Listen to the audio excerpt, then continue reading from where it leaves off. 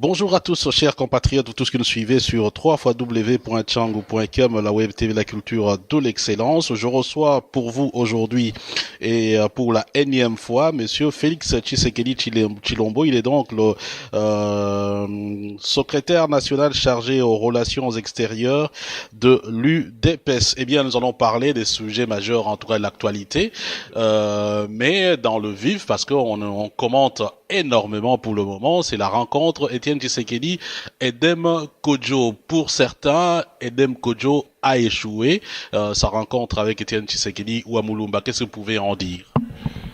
Non, moi je dirais que il est venu en exploration. Donc il voulait connaître notre position et il l'a eu. Donc échoué, non. Avant de venir, il n'avait pas dit qu'il avait un objectif quelconque à atteindre. C'est quelqu'un de respectable, un grand homme, un grand fils de l'Afrique et il faut lui rendre hommage déjà, en tout cas pour s'être comme ça déplacé, se couper en quatre morceaux pour nous, pour le Congo. Donc il lui faut du respect et j'insiste, nous le respectons énormément. Alors, vous dites que vous lui avez donné votre position, mais le commun de mortels voudrait savoir quelle était votre position.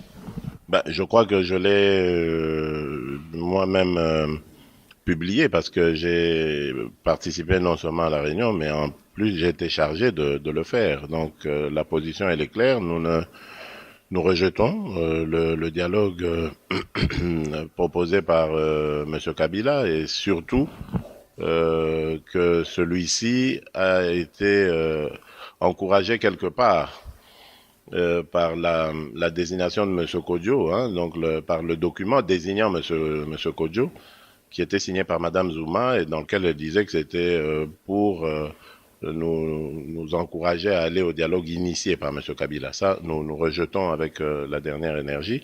Nous redisons notre attachement à la Constitution et aux principes qui en découlent. Donc, respect des délais constitutionnels, alternance pacifique et démocratique au bout d'un processus électoral crédible. Donc voilà, nous sommes fermement attachés à ces principes-là. En tout cas, nous avons et nous sommes toujours dans cette démarche de vouloir obtenir un départ apaisé de M. Kabila et une entrée tonitruante du nouveau président élu. Nous pensons que le Congo le mérite et nous allons nous battre pour ça. Nous ne voulons pas de débordement, pas de violence, que tout se passe vraiment dans la fraternité et pour que le Congo soit grandi.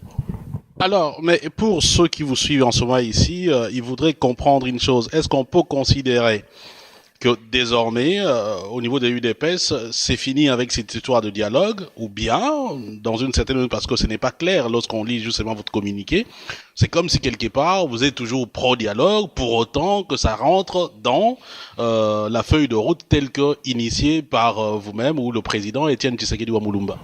Ça, c'est une très bonne question. Je vais commencer déjà par répondre en disant on ne peut jamais refuser le dialogue. Jamais. C'est un principe universel et universellement établi. Et même nos amis qui sont anti-dialogue, vous les entendrez quelque part vous dire le dialogue c'est bien, le dialogue c'est toujours bien. Donc là, nous sommes sur la même longueur d'onde, on ne peut pas refuser le dialogue. Mais vous allez remarquer que la situation a beaucoup évolué. Nous nous adressions jusque-là à la communauté internationale qui est représentée généralement par l'ONU.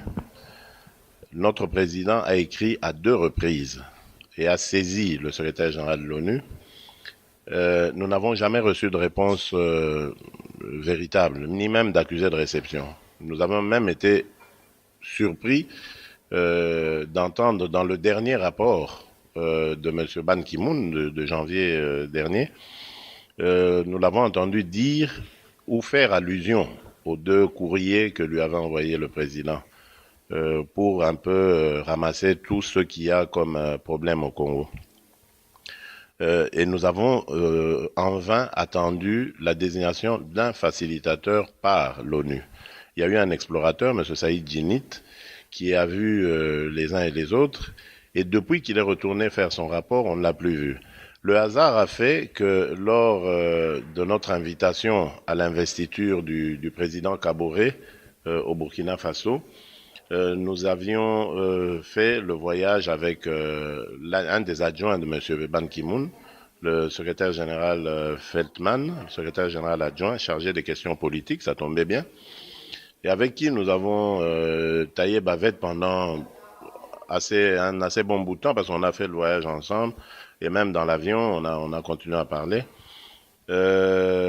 Et là, nous avons compris les difficultés qu'avait la communauté internationale à choisir ou à désigner un facilitateur.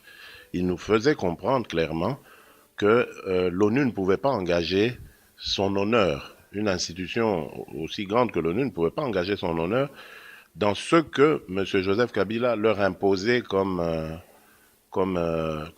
condition à la désignation d'un facilitateur. Donc nous avons compris qu'il y avait des entraves de ce côté-là et que nous n'obtiendrons rien. Ce qui est d'ailleurs vrai parce qu'après ça, l'ONU a refilé la patate chaude, comme on peut le penser, à l'Union africaine.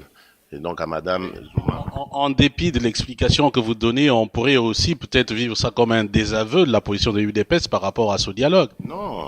Non, pas du tout. Je vous ai dit qu'ils ont tenté. Je vous ai dit que le secrétaire général adjoint a dit « nous avons essayé ». Je vous ai dit que M. Djinit a été désigné pour explorer. C'est quand il a fait tout le tour de la question, qu'il a fait son rapport, qu'ils se sont rendus compte qu'en fait, il y a un blocage du côté de M. Kabila. Il veut pas du dialogue tel que la communauté internationale le veut. Et donc, ils pourront pas non plus, eux, désigner un facilitateur qui viendrait pour satisfaire aux besoins de M. Kabila, qui sont, comme tout le monde le sait, d'obtenir un glissement, de changer la Constitution, bref, de se pérenniser au pouvoir. Et donc ça, l'ONU ne peut pas l'accompagner là-dedans, bien évidemment. Donc il refile la patate chaude à l'Union africaine espérant trouver une solution. Mais là déjà, ça commence mal parce que Madame Zuma qui désigne ou qui envoie M. Kodjo, moi je trouve qu'elle lui fait vraiment un cadeau empoisonné parce que M. Kodjo arrive avec un communiqué qui le décrit ou qui décrit sa mission comme étant celle de venir rassembler les forces politiques ou convaincre les forces politiques congolaises à aller au dialogue initié par Joseph Kabila, ce qui n'a rien à voir avec notre entendement du dialogue. Et c'est ce que nous avons tenu à dire à M. Kodjo, qui n'a pas eu en tout cas de réponse satisfaisante à notre endroit. Et donc nous concluons que ce dialogue est vraiment ce que nous en pensions. Donc je parle du dialogue de M. Kabila et donc nous le rejetons, nous confirmons le rejet. Donc avant la position que nous avions avant la rencontre égale la position que nous avons après. C'est ce que nous avons tenu à dire, c'est simple. Alors, c'est que je voudrais que c'est quand même une précision. Quand vous dites que le dialogue c'est une vertu, c'est bien de continuer à parler, même ceux qui sont au niveau de disons des anti-dialogues, ils reconnaissent les vertus du dialogue, mais on pourrait facilement vous répondre oui, mais le dialogue comme façon d'échanger, on peut comprendre. Mais ici nous sommes dans une posture de dialogue institution, c'est-à-dire qui est comme un passage obligé pour trouver une solution. Or, cette solution-là est envisagée avec une échéance quelque part. Et l'échéance est en train de courir. Donc, c'est pourquoi on pose la question, parce que vous avez déjà donné plusieurs ultimatums qui n'ont pas été respectés, et vu la situation telle qu'elle se présente pour le moment, est-ce que vous êtes toujours dans cette logique de ce dialogue institution pour trouver les problèmes entre Congolais, ou bien finalement il faut oublier cette histoire? Oui, je reste, je vous l'ai dit, je suis toujours dans cette logique, mais maintenant peut-être avec un autre contexte. Parce que manifestement, M. Kabila durcit le ton, durcit sa position et ne voudra jamais d'un dialogue dans lequel on va le convaincre à respecter les textes fondamentaux du pays, c'est-à-dire la Constitution. Et donc, puisqu'on n'en sera pas là, donc il faudrait utiliser des méthodes qui vont le pousser à s'en convaincre et donc à accepter de jouer le jeu. Et donc pour moi, c'est d'aller dans une sorte d'épreuve de force qui va de nouveau rétablir les rapports de force et lui montrer qu'il a intérêt à partir pacifiquement plutôt que dans la violence, dans la brutalité, et qui serait regrettable pour tous. Et si on vous comprend très bien, les preuves de force, ça pourrait être par exemple quoi? Parce qu'au sein même de l'UDPS, on a dit non, ben voilà, nous ne voulons pas parce qu'on ne veut pas mettre les enfants dans la rue pour qu'ils... Des actions pacifiques de tout genre, des actions pacifiques. Déjà, le rassemblement de tous ceux qui veulent le respect de la Constitution, c'est déjà un appel, ou je veux dire une démonstration de force, déjà. Un tel rassemblement, c'est déjà quelque chose, et je vais anticiper sur sûrement quelque chose que vous allez me demander. C'est pourquoi nous avons commencé à prendre langue avec certains amis de l'opposition, certains frères d'autres partis politiques. Vous m'avez vu sur des photos avec des images avec Monsieur Vital Kamerhe, messieurs Vital Kamerhe et Moïse Katumbi. Ben, je crois que nous sommes en train déjà de discuter, d'échanger. On va y revenir justement parce que quand vous parlez des rassemblements, vous avez dit on vous a vu avec Moïse Katumbi et Vital Kamerhe, mais ce qui est un peu ambigu dans cette histoire, c'est que la position officielle de l'UDPS, c'est celle de ne pas faire partie du Front citoyen. Or, vous êtes avec des gens qui sont du Front citoyen. Est-ce on pourrait comprendre que déjà c'est l'entame d'une action pour l'intégration de l'UDPS dans le Front citoyen? Enfin, Fabien, nous sommes Congolais d'abord, et tous les Congolais ont le droit de se rencontrer, de discuter. Moi, j'ai déjà rencontré des gens du camp de M. Kabila, sans être pour autant du camp de M. Kabila. Nous avons eu des séances de travail à 2 reprises à Venise et Ibiza, avec des émissaires de M. Kabila, mais est-ce que ça faisait de nous pour autant des gens de ce camp-là? Non, nous sommes Congolais. Mais ici c'est différent, excusez-moi de vous couper, ici c'est différent. De nous rencontrer et de parler du pays. Oui, mais tout à fait normal, mais... Quel est le texte de loi qui interdit ça? Non, il n'y a pas interdiction, mais la seule différence, c'est qu'ici, vous avez une action commune. On vous a vu lancer un slogan, Pasinayo, Pasinanga, Pasinange, Pasinamono, Mate Soyako, ainsi de suite. Maintenant, c'est-à-dire que là, vous êtes dans une action commune, vous avez commencé des actions communes avec l'UNC, avec Moïse Katumbi, certainement les deux qui sont du Front citoyen. Or, c'est vous qui êtes à l'extérieur du Front citoyen, donc on pourrait comprendre que désormais, s'il n'y a pas un autre son de cloche au niveau de l'UDPS, donc l'UDPS et les autres sont pratiquement sous la même longueur d'onde en ce qui concerne les actions Front citoyen. Écoutez, d'abord, je ne pense pas qu'il faille faire partie du front citoyen pour commencer à comprendre qu'il faut se mettre ensemble et lutter contre une certaine tendance à vouloir ramener la dictature dans notre pays. Je ne pense pas. Ensuite, je ne suis pas, moi, président de l'UDPS, et ce n'est pas à moi qu'appartient la décision d'adhérer ou pas au Front citoyen. Et enfin, je vous dirais, nous n'avons aucune...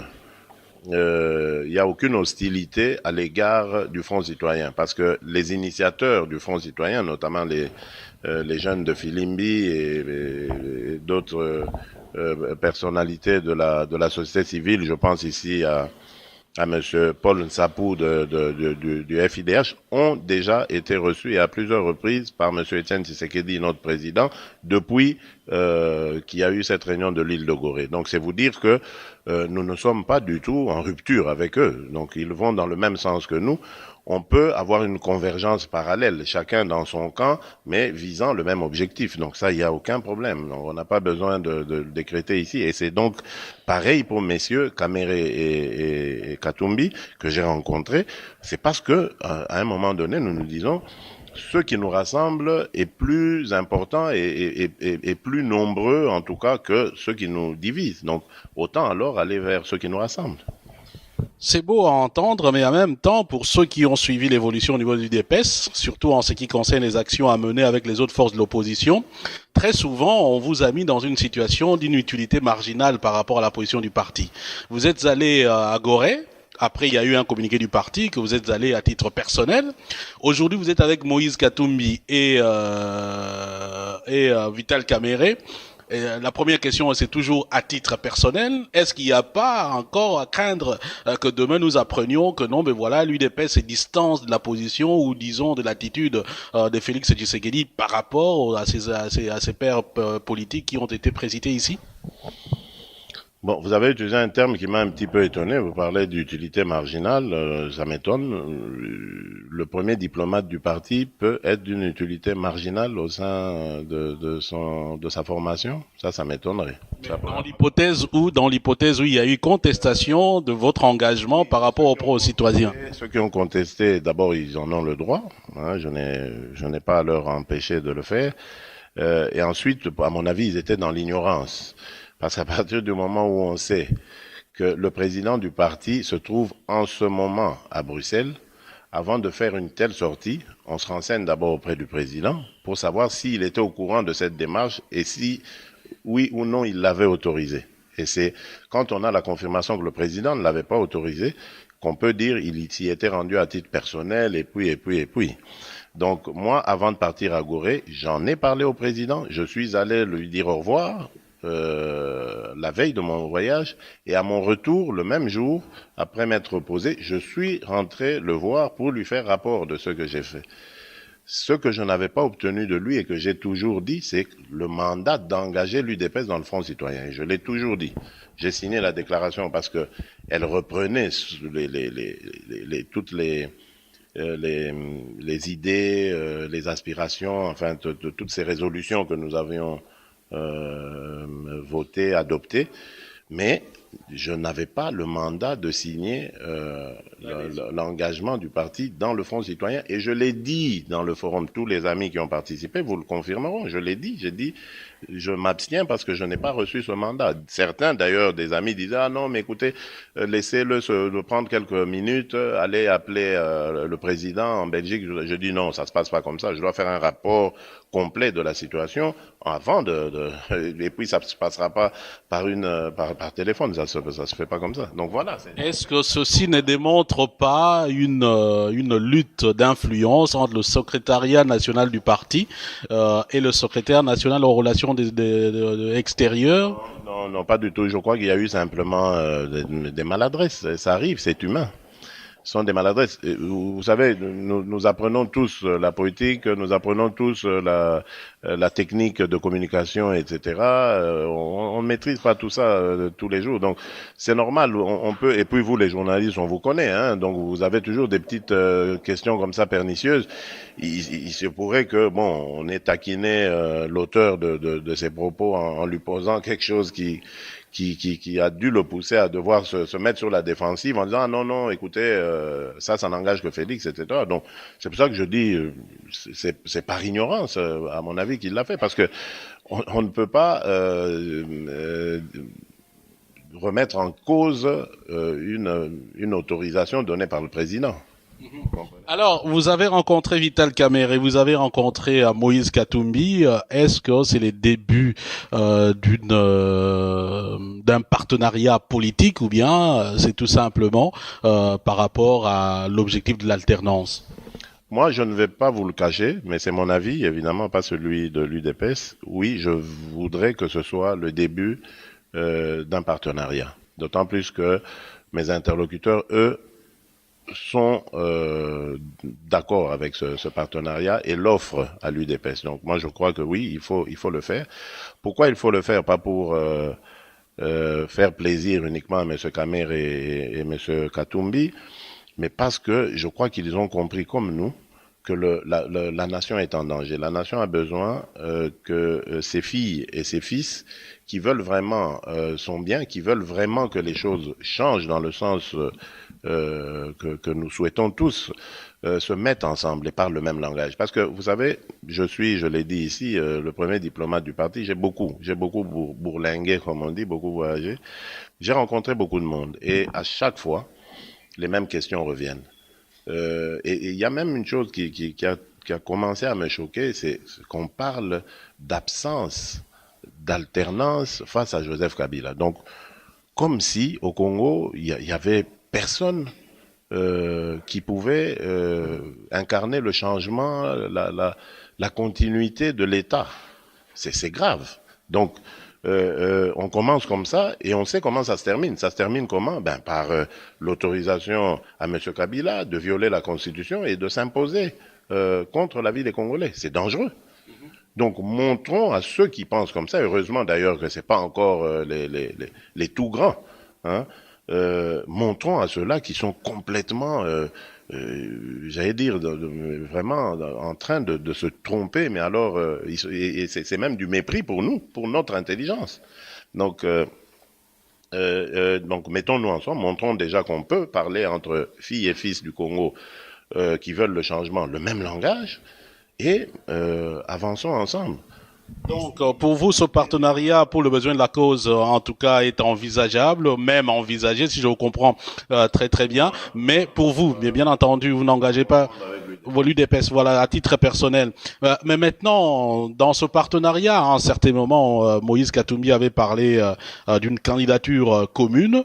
Vous l'avez rencontré à Paris. Après, à Lubumbashi, il a en tout cas reprécisé sur France 24, si je ne m'abuse, ses positions. Mais vous avez fait une sortie en disant que ben non, l'idée de la candidature commune de l'opposition n'était pas envisageable du moment où chacun avait sa feuille de route en tant que parti politique. On pourrait donc considérer que maintenant c'est l'ancienne histoire?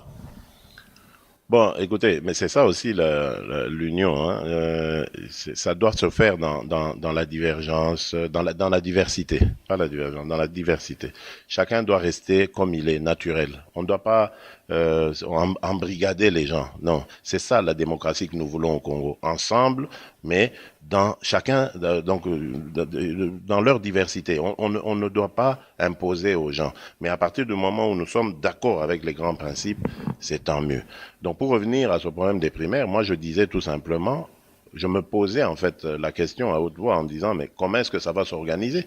Parce que des primaires, si on veut imiter les Français ou les Américains, d'ailleurs ça se passe actuellement aux États-Unis, vous voyez que il faut qu'on ait des militants. Ceux qui votent, ce sont les militants qui ont des cartes d'appartenance à leur parti politique. Mais ici, ça va se passer comment? Est-ce que tout le monde a des cartes d'appartenance? Et puis, je posais la question de savoir, mais pour des grands partis comme nous, l'UDPS par exemple, qui sommes représentés partout sur le territoire de la République démocratique du Congo, est-ce que nous allons voir le même poids dans un tel forum avec un parti qui n'est, par exemple, qui n'a peut-être un ancrage que à Kinshasa, tout simplement. Donc, vous voyez, c'est ça que je posais comme question. Comment ça va se passer? Il y aura des difficultés par rapport à ça. Et qui va voter? Est-ce les présidents eux-mêmes ou leurs militants? Et donc, si les militants doivent voter, l'UDPS a déjà parti gagné. Parce que tous nos militants, évidemment, vont voter pour notre candidat. Donc, vous voyez, je pense il y aura beaucoup de difficultés à cela. D'ailleurs, on a eu l'occasion d'en parler de la dernière fois qu'on s'est rencontrés. Et je crois d'ailleurs que la situation a beaucoup évolué. C'est tout ce que je peux vous dire.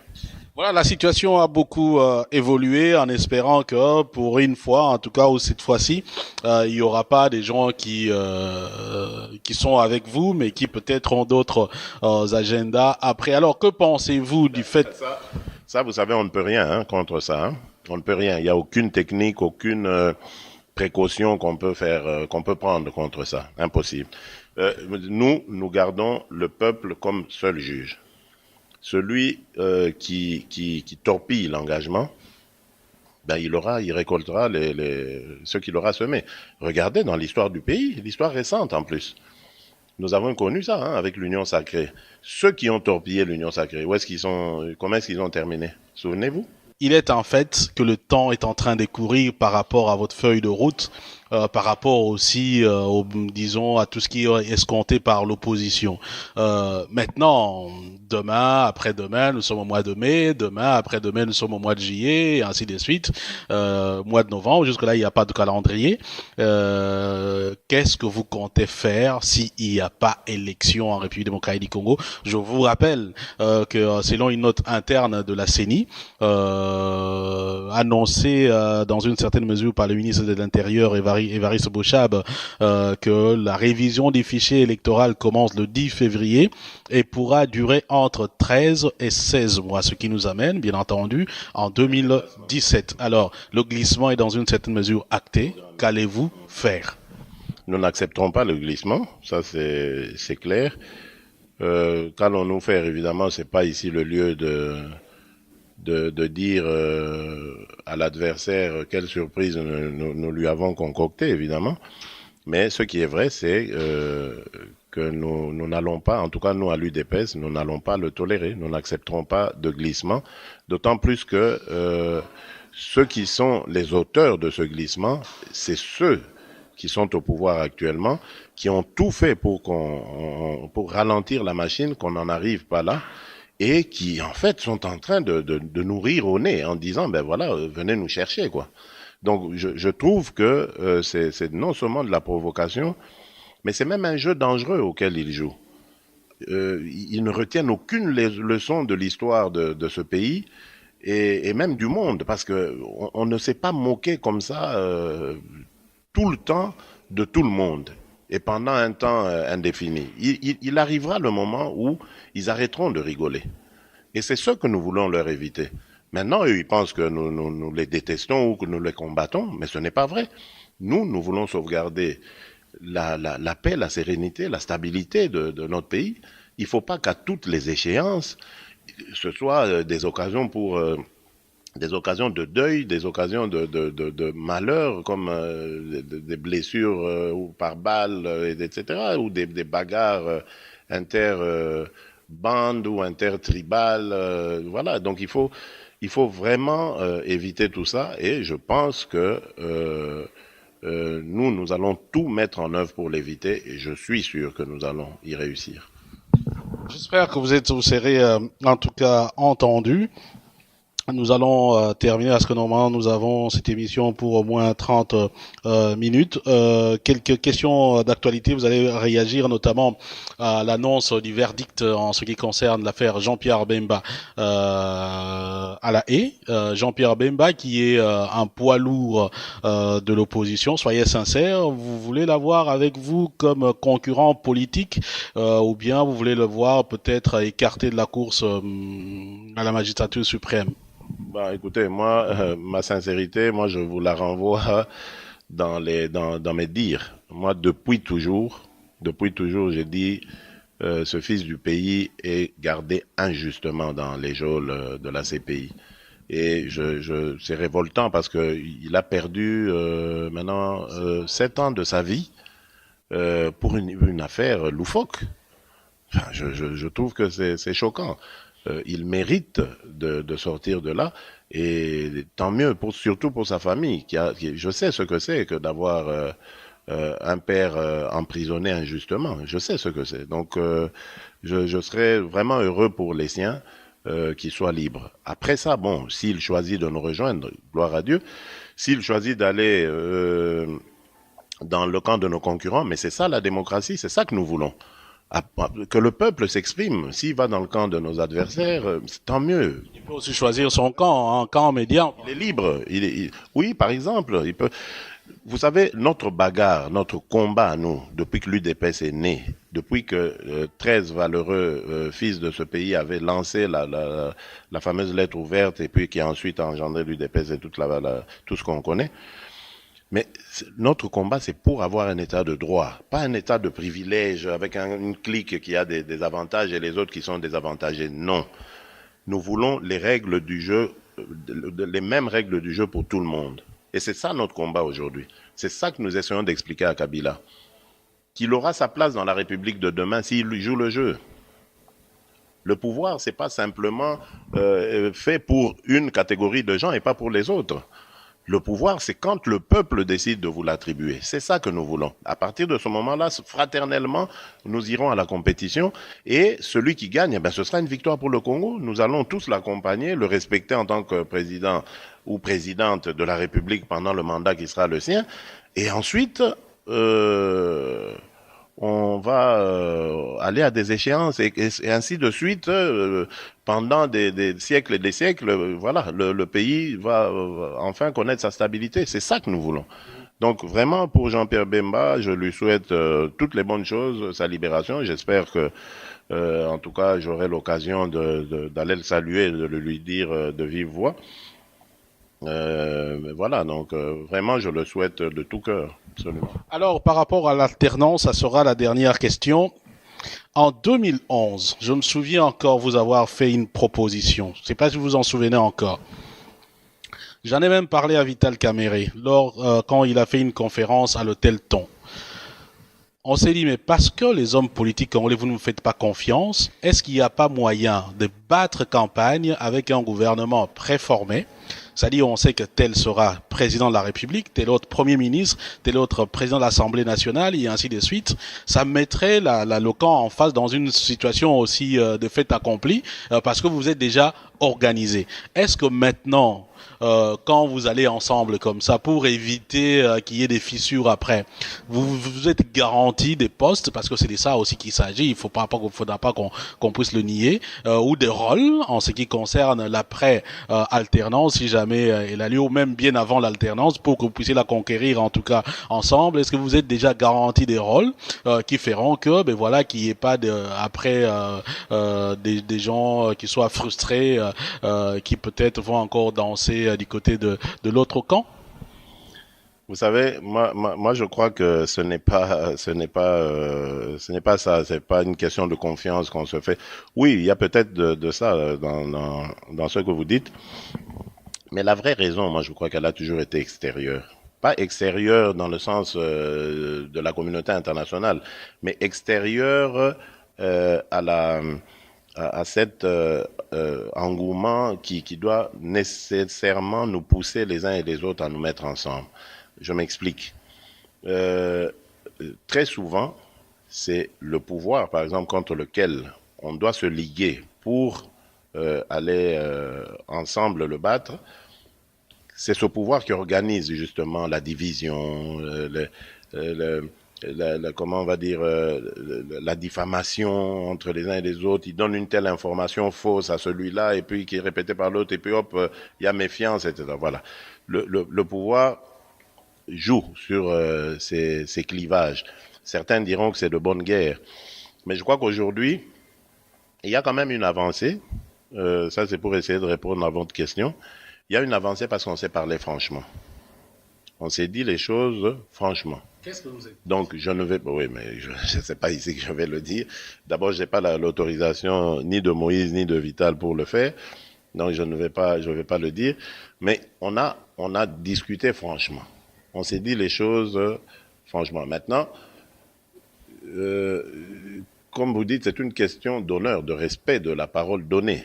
Et jusque-là, je n'ai aucune raison de douter de la parole donnée. Le même jour, non, le lendemain de ce jour-là, parce que je n'avais pas pu voir le président ce jour-là, le lendemain, j'ai été lui faire rapport au président Etienne Tshisekedi. Donc, je crois que, comme je vous l'ai dit, nous sommes en train de bâtir quelque chose d'historique, du moins je l'espère, et de salvateur pour le pays.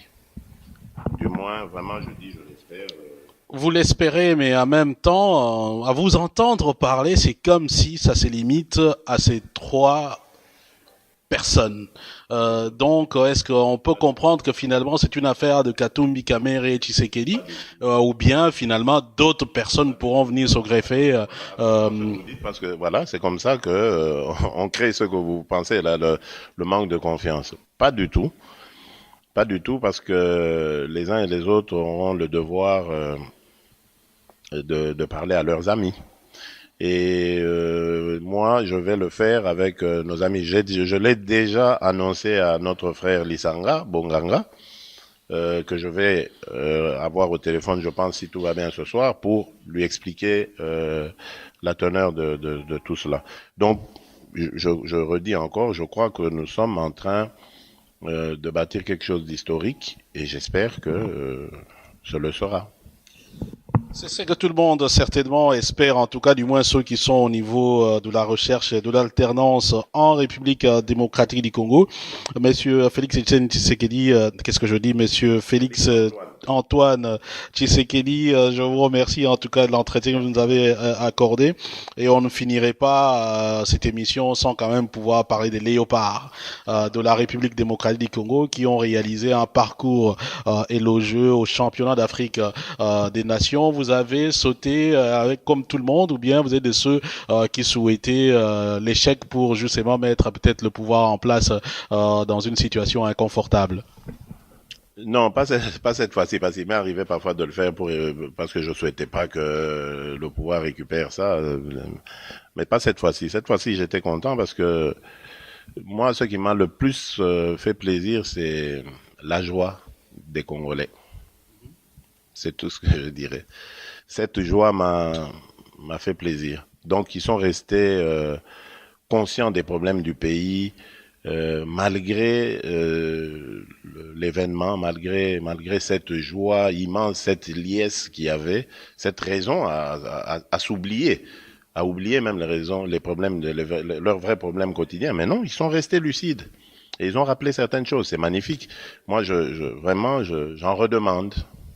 Vraiment. Vous en redemandez pour la finale. Voilà, merci en tout cas, c'est par là que nous allons finir cette émission. En même temps, aussi nous souhaitons en tout cas la victoire à notre équipe nationale, les Léopards de la République démocratique du Congo. En tout cas, merci également à vous tous de nous avoir suivis. Le rendez-vous est pris certainement pour une autre émission et d'ici là, portez-vous très très bien, Monsieur Sekeli. Merci. Merci Fabien Kouswanika, merci à tous vos téléspectateurs, enfin les internautes. Moi, ce que je voudrais dire aux Congolais, c'est que cette année est une année déterminante, une année charnière pour la République.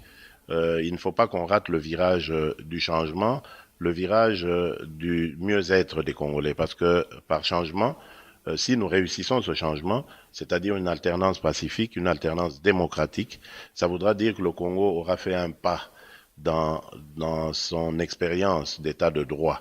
Et à ce moment-là, les filles et les fils du Congo seront apaisés, seront sûrs de vivre dans un pays qui va protéger leurs droits et leurs libertés. En tout cas, je salue les léopards et les encourage à nous ramener la coupe, d'une part, et d'autre part, je demande aux Congolais, tous les Congolais, de quelque bord politique qu'ils soient, de mettre d'abord les intérêts du pays avant les leurs. Je vous remercie.